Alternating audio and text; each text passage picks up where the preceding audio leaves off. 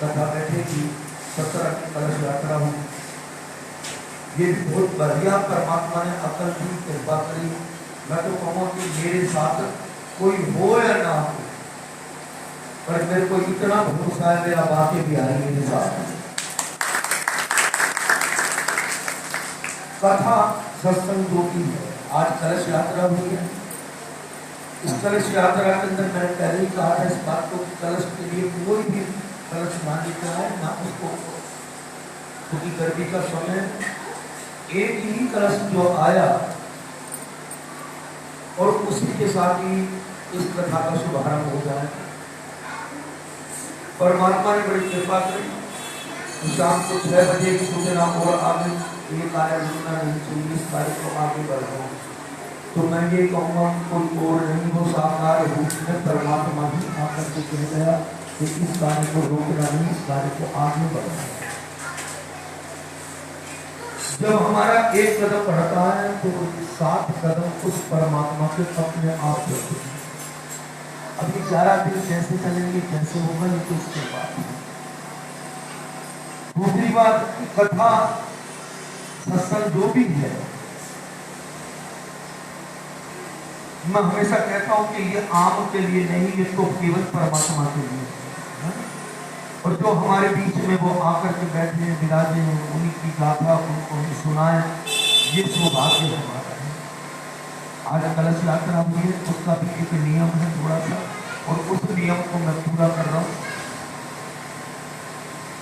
कल से कथा को 2 बजे से ध्यान रख लेना। अगर आ सको तो बड़ी कृपा है आप लोगों की। और मैं तो ये कहूँगा कि ठाकुर उसी को बुलाता है जिसको वो अपना मानता है। ऐसा ना हो कि आप शाम को 6 बजे आरती के समय आओ। और ये मैं बार बार कहता हूँ कि गंगा जो है रोज रोज नहीं बहेगी, ये भगवान की कृपा है कि 11 दिन ये सत्संग रूपी गंगा हमारे इस आंगन में आ गई। थोड़ा सा कोशिश करना। परमात्मा भी कहता है कि एक कार्य आप करो तो दूसरा कार्य मैं करूं। जब खेती होती है, उस खेती के अंदर पहले हल चलाया जाता है। तो भगवान ने कहा कि हल चलाने का काम तेरा है, बीज बोने का काम तेरा है।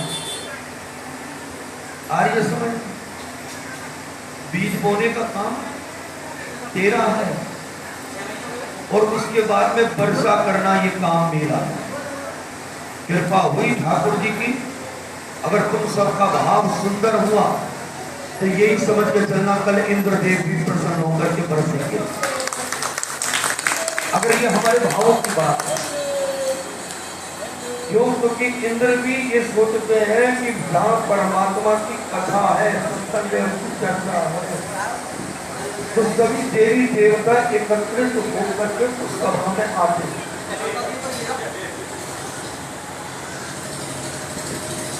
जैसे 11 दिन का उत्सव, उसको उत्सव में मान के चलना। इस 11 दिन के अंदर अगर हम घर में भी बैठे हैं, तो ये भागवत में भी आया है कि जीव के मन में एक धारणा बैठ जाए कि भागवत कथा और सत्संग जो वो वहां हो रहा है, उसकी याद आते ही, ऐसा लिखा हुआ है उसमें कि उसकी याद आते ही कि मैं एक बार चलूं सत्संग। अगर आपके मन में ये विचार घर में बैठे बैठे आता भी है, तो उस समय चूक मत जाना, तुम्हारा बांके बिहारी तुमको बुलाने आया है। बस वो समय मत चूक जाना, क्योंकि परमात्मा हो या हम हो, हम अपने घर में किसी को अरे गहरे को नहीं बैठाते। इसी प्रकार से परमात्मा उसी को अपनी शरणा में लेता है जिसको वो अपना मानता है। आज जितने भी हम कलश यात्रा में शामिल हुए, 20 दिन से सूचना भी मिल रही, उसके बाद भी नहीं हुआ, तो ये कार्य किसकी, ढील किसकी है? हमारी है।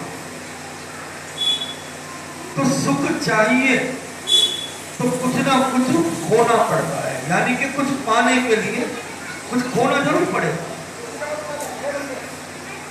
हम जब पूरे महीने कुछ खोते हैं, अपने शरीर को, अपने समय को, है ना, तब जाकर के वो मालिक एक महीने में पगार देता है, देता नहीं। और घर बैठे रहे तो उसका तनख्वाह मिले नहीं।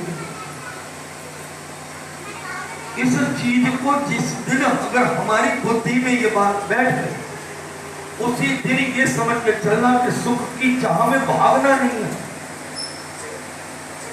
सुख हमारे दरवाजे पे होता है। ये मैं अपना अनुभव कह सकता हूँ, आप लोगों का ये मेरा अपना अनुभव है। और मैंने अभी जब ये स्थापना हुई थी तो मैंने एक ही बात कही थी कि अभी तक जो भी वाणी मुंह से निकलती है वो परमात्मा कहीं ना कहीं आकर के खड़ा हो जाता है कि चिंता मत कर, मैं तेरे पीछे हूं। और वो कार्य से करा, इस कार्य को भी जैसा भी होगा परमात्मा के आगे जब हम उसके लिए बैठे हैं, हम जब उसकी चाह में बैठे तो जब वो चाह नहीं रखेगा वो भी तो चाह।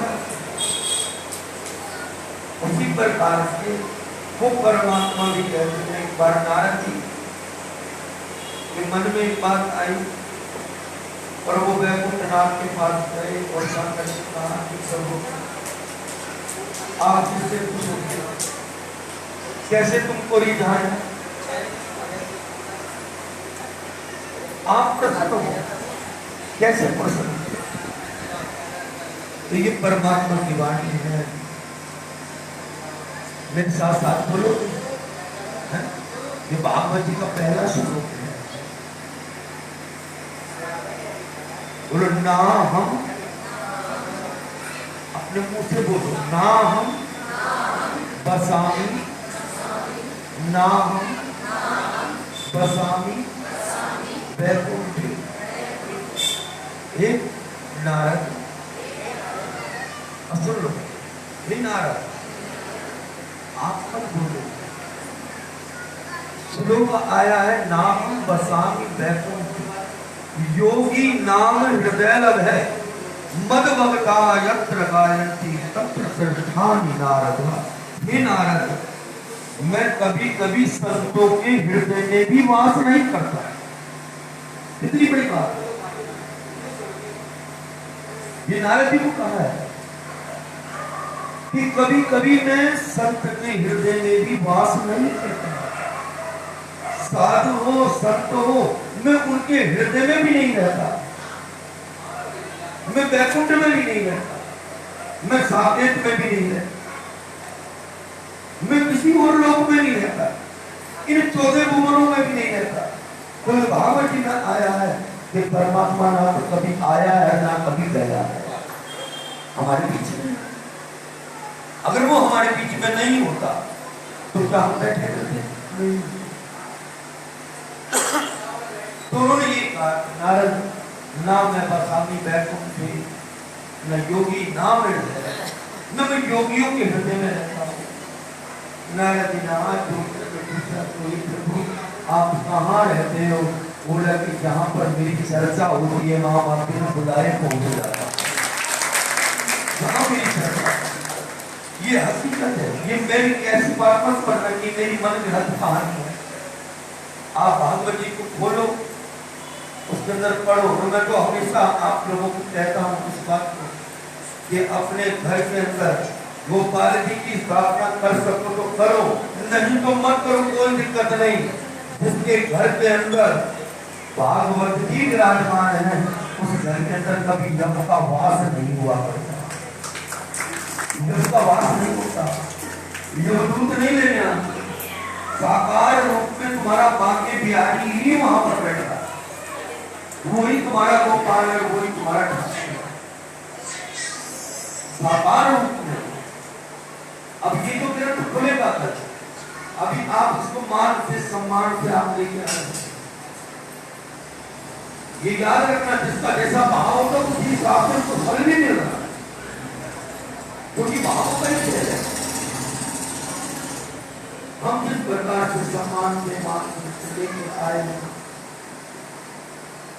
वो परमात्मा हमारे मध्य में है, हमारे बीच में है।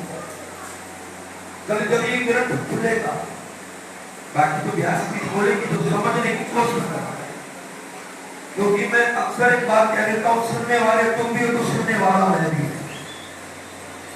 ये नहीं है कि यहाँ कोई ज्ञानी की बात है, या कोई ज्ञानी भी नहीं, जो बोलेगी तो वो व्यास भी बोलेगी। अपने मन से एक विचार करते चलना, क्योंकि पहला तो संबंध जुड़ेगा, आप लोगों का संबंध जुड़ेगा तो बुद्धि में कहीं ना कहीं परमात्मा का निवास होगा, पक्की बात। इसको पहली बात तो को किताब मत समझना, प्रेम से कहो जय श्री राम। आज से आदत डाल, 11 दिन सोना तो नहीं है, और सोओगे तो भगवानी हमारी। इसको कोई किताब मत समझना, बड़ा दुख होता है। अभी बीच में भी एक घटना घट चुकी है,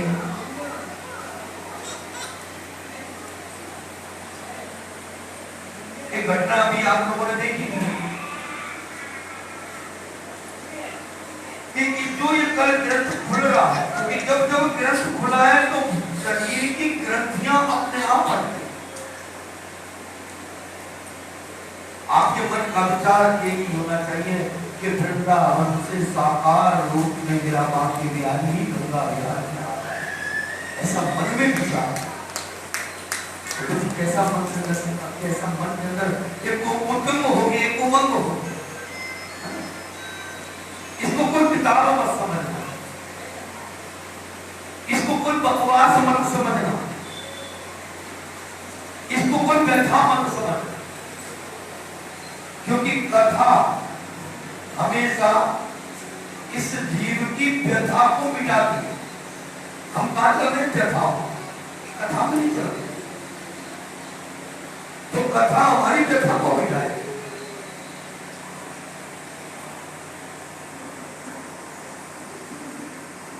कोई किताब नहीं, कोई नोवेल नहीं, कोई पोथी भी नहीं। आइए समझ, आप समझ सब पाओगे, कहने का फर्क है, अर्थ तो सकती है।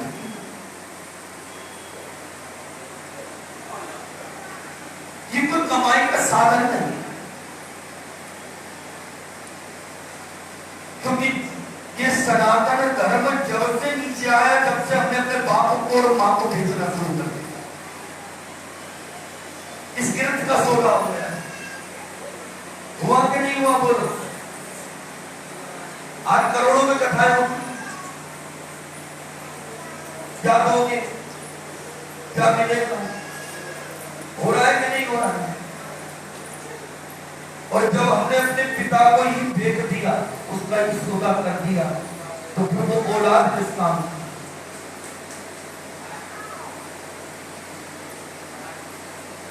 बस केवल हाथ जोड़ करके एक ही प्रार्थना है कि इस 11 दिन को आप अपने मन में एक ही बात सोच के चलना कि हम मंदिर के प्रांगण में नहीं, हम साकार रूप में दृष्टि पृथ्वी पर बैठे हैं।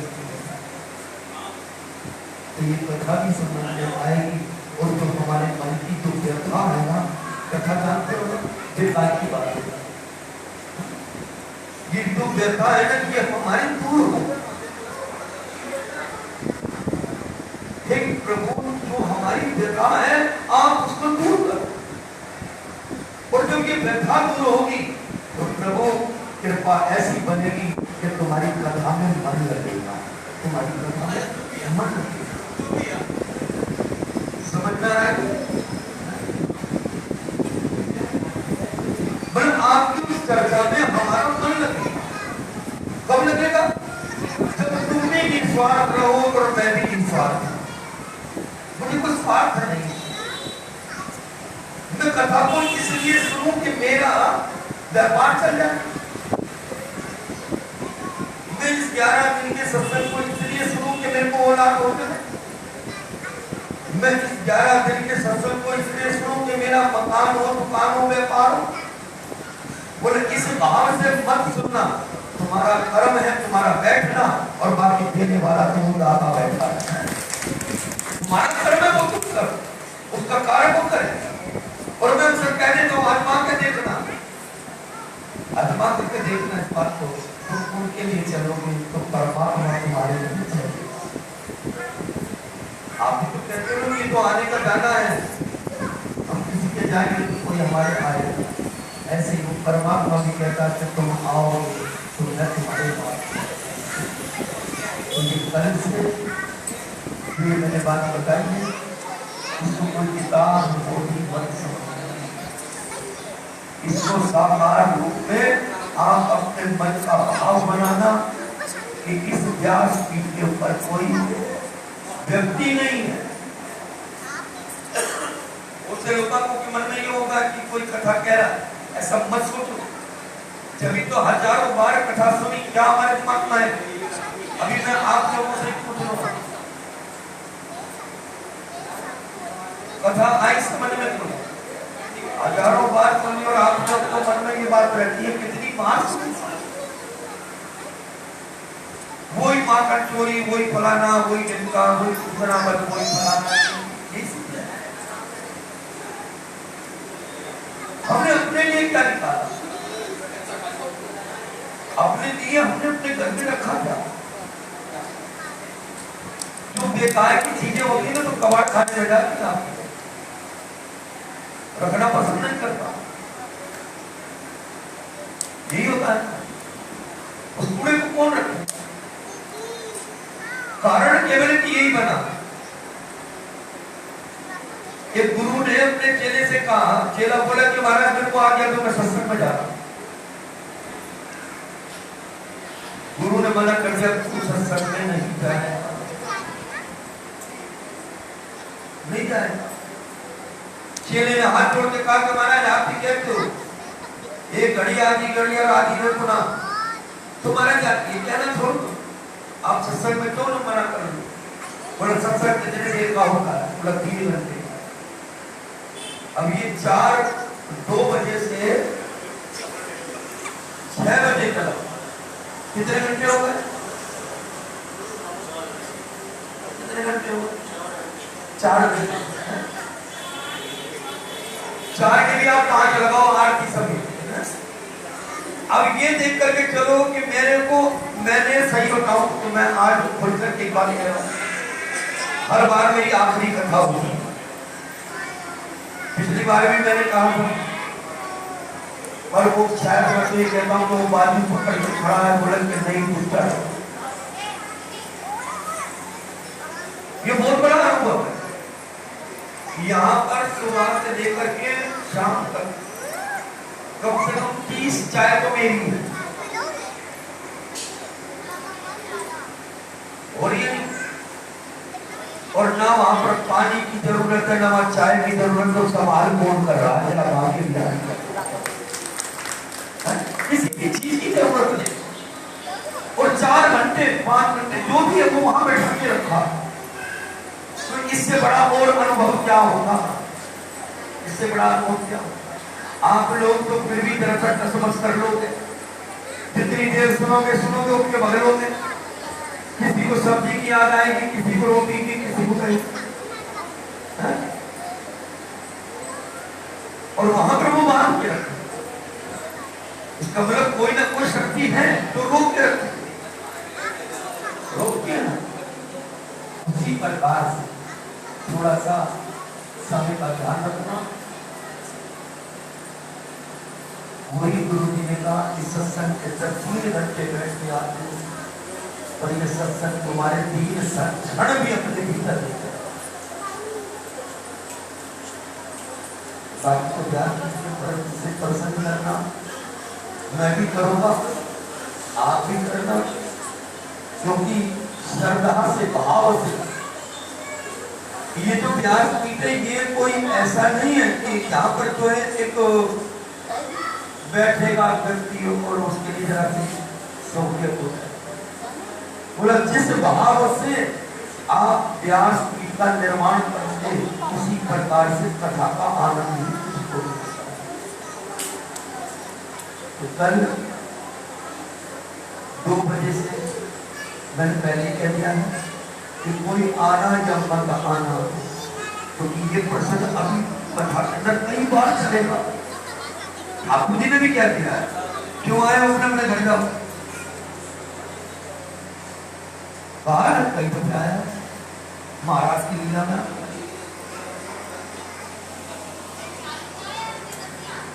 कोई हो या ना हो,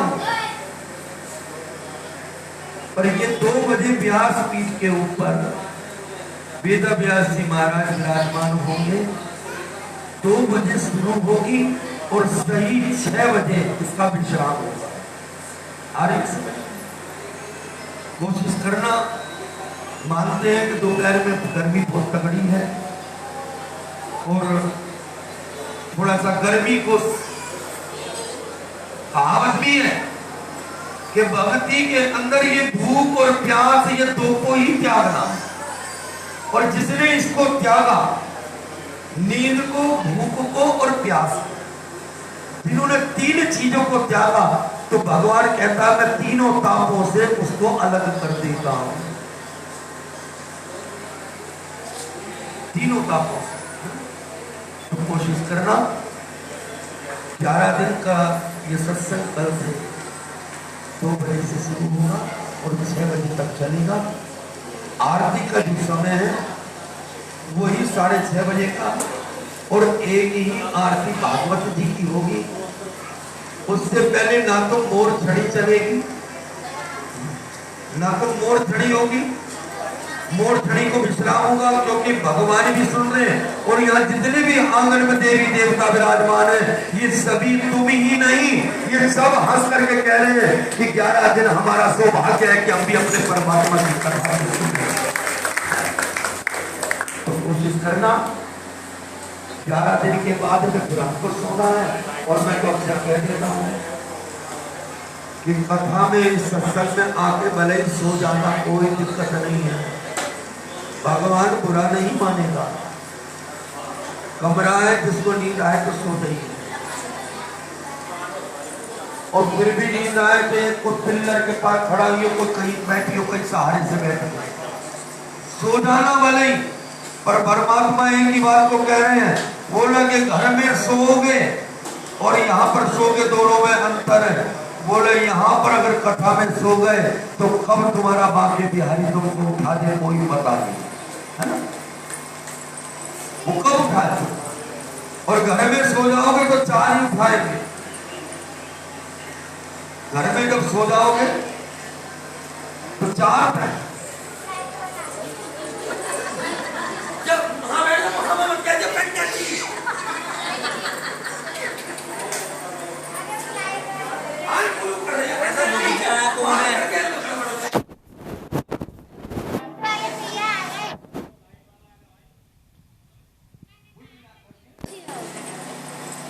कोशिश करना, निद्रा को त्यागना, भले कितनी आग बरस रही हो, और यकीन करके मानना, अगर किस तरीके से तुम त्याग करके चलोगे तो इंद्र भी बरसा करेगा, पक्की बात है। तो कल थोड़ा सा त्याग करना। ठाकुर भी इतना निर्दयी नहीं है कि आपको उबारेगा, है ना। जब हम उसके अंदर रहेंगे तो भगवान से तुम भी प्रार्थना करना और मैं भी करूंगा कि इंद्र देवता बरसे, तुम भी तो कल का ध्यान रखना।